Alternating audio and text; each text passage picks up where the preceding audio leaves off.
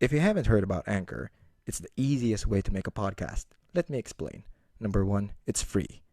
Second, there's creation tools that allow you to record and edit your podcast right from your phone or computer. Anchor will distribute your podcast on Spotify, Apple Podcasts, and many more. You can make money from your podcast with no minimum listenership. It's everything you need to make a podcast in one place. Download the free Anchor app or go to anchor.fm to get started. ANCHOR.fm. Okay, here we go. 3, 2, 1. So the rematch happened. Deontay Wilder versus Tyson Fury. Tyson Fury said and did everything that he said he was gonna do, and fight ended at the sixth round. Wait, sixth or seventh round? It's the sixth round, I think. Referee stepped in, but at the same time, Deontay Wilder's corner threw in the towel. It was a very good performance for Tyson Fury.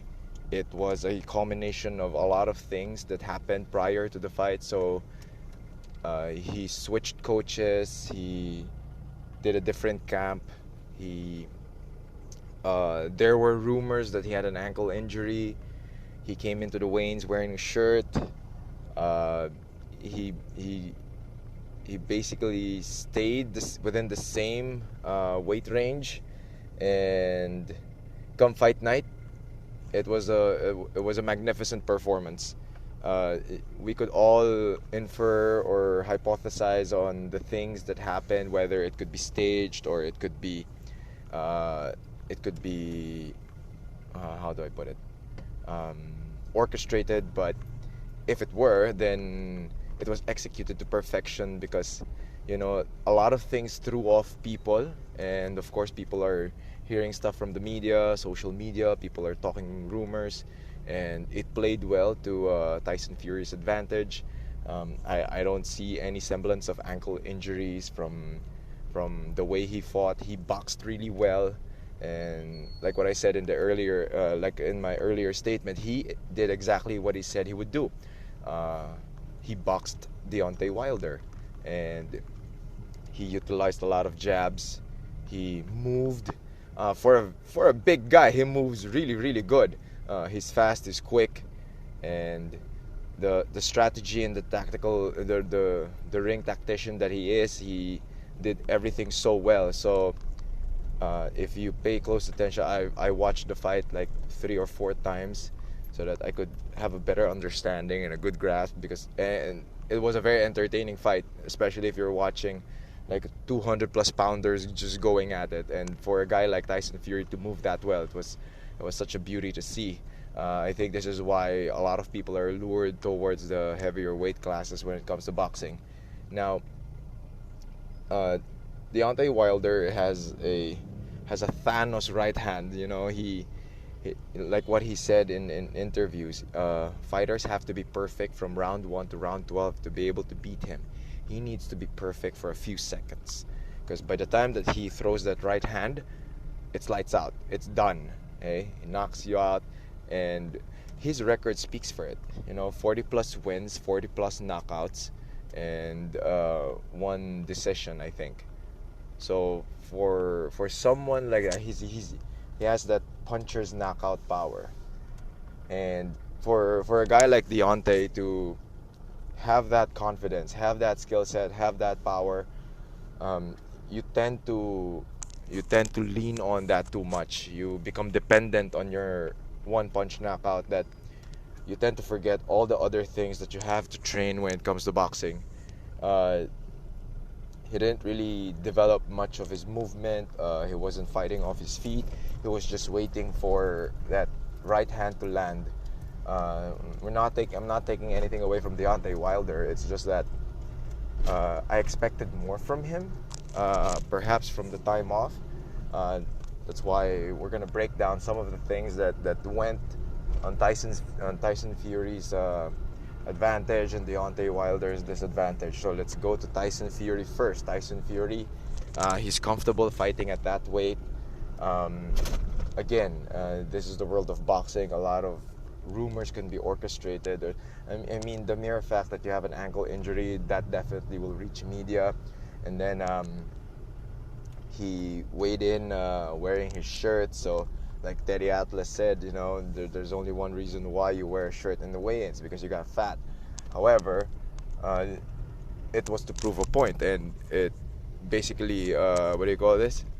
He was able to utilize that weight, because if you watch the fight closely, he would throw combinations and then lean on Deontay Wilder. He made Deontay Wilder tired by swinging, by punching, by boxing, and at the same time, within the clinch, he would make sure that Deontay would be carrying his weight. He was pushing his weight around on Deontay Wilder, and that's very tiring. So if you're a 210, 220 pounder pushing around a 260, 270 pounder, that's hard. That's going to take toll on your body, and you're going to tire out.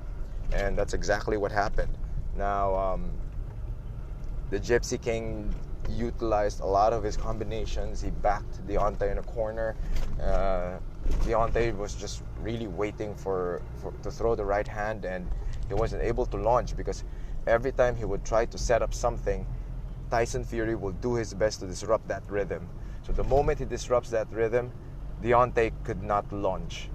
And that's very smart boxing. You could only, the high level guys are capable of doing that. So he made him carry his weight, and the way he boxed was a lot smoother, and he was moving quicker. He was shifting his body weight side to side. These are the things that happen during the off season. Okay? For people who want to fight or who are currently fighting, these are the small and incremental details that you learn during off season. So if during the off season you just party, eat a lot, get bloated and get fat, and just spend one or two sessions in the gym, you're not gonna build that skill set. So it simply means that Tyson Fury was very busy during his off season, during the time that the fight was building up, or even the contract was being signed. He was probably training every day in the gym. So he was able to develop instincts. He was able to develop the muscle memory to adjust, and his footwork was better. The way from his posture to his stance to the delivery of his punches, they were crisper, they were better. So it simply means that during the off season, he was working on his punches. He was training, and then he didn't look tired. He wasn't huffing, and he knew his timing was great. It was one of the better performances of Tyson Fury in his career. Now let's switch over to Deontay Wilder. I've read several articles, and I've heard from some boxing analysts that during the off season he he added like 10 extra pounds of muscle. For me, that is not advisable, because number one, 10 extra pounds of muscle means that you have to recover more. It takes more time to recover and put oxygen on that added muscle when you've been fighting at a particular weight class and you're comfortable and you're knocking out people. So for me, I do not understand why he needed to add 10 pounds of muscle. Of course, Tyson Fury is a big guy, but you cannot push weight per weight. If you're clearly the smaller guy, you have to be the faster guy. Okay? And he was able to knock down Tyson Fury in the first round. So more or less, that's not going to be a problem in the second one. For me, that's factor number one. Number two, I do not know what happens to Deontay Wilder during his off season, but clearly, he wasn't really focused on training. He was probably doing some other things, but the way he was doing things inside the ring, he was just waiting. He was waiting to throw the right hand. He was just looking for that. He was just looking for that opening that never revealed itself, and that's dangerous. If you're a guy that's fighting for the belt and you're defending your title, you have to cover all bases. So for sure in that fight, probably broke his jaw. I saw his ear swell up, so that's probably a busted eardrum. During the post-fight interview, he was disappointed that his corner threw in the towel. He was a champion. He wanted to go out of his shield. But for me, it's the coach's responsibility to save the fighters from themselves. So in as much as, I mean, it's not going to take anything away from Deontay Wilder. You know, he doesn't lose face. He doesn't lose respect. Okay? He doesn't have to be disappointed, but you know, it was in the heat of the moment. He was very disappointed, but I don't see him doing anything, or I don't see him do much if he got way past the 7th round onwards. It's not happening. Tyson Fury will continue to break him down until he's gonna knock him out. And within that 6-round period, he was able to knock down Deontay Wilder twice. So it was good boxing. It was he picks his shots, and you know, it was good for boxing. Now Tyson Fury is the WBC heavyweight champion. He's the lineal champion.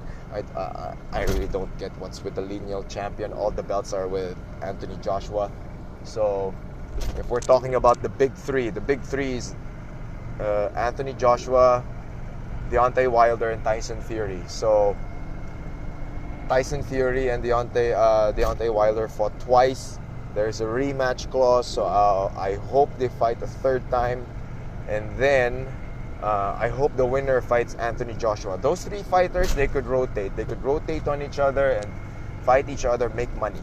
I just think that there's a contract problem with Anthony Joshua in terms of the company that promotes him. That's why it's not happening. But for boxing fans, it's the fight to make. It's the fight to make. The fights to make are within those 3 heavyweights. So again, that's Deontay, Anthony Joshua, and Tyson Fury.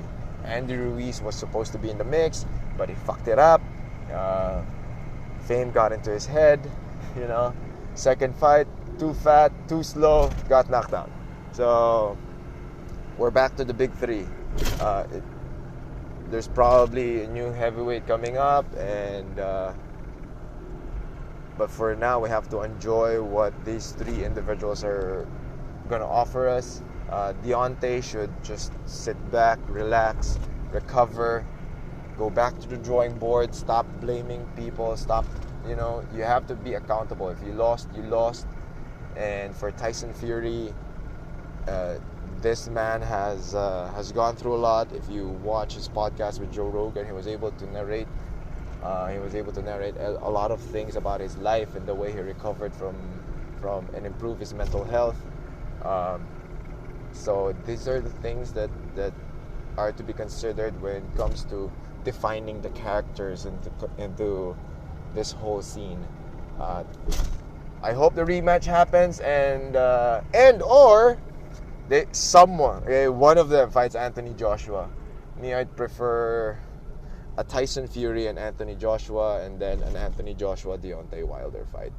I want to see how Anthony Joshua will try to outbox a very powerful puncher like Deontay Wilder. So thank you to Nuts and Crosses. Thank you to Awon Coffee. They are in Instagram. They are both on Facebook and Instagram. Follow them. You can follow me as well on Facebook. Just search Coach Franco Rolloda. And on Instagram at Franco Rolloda, FrancoRolloda. So this podcast can be heard on Anchor, Spotify, iTunes, Google Podcasts, Breaker, Overcast, Radio Republic. I'll do my best to memorize the other outputs, but it's distributed in all the major podcasting outlets. So that's what Coach Franco says. Bye-bye.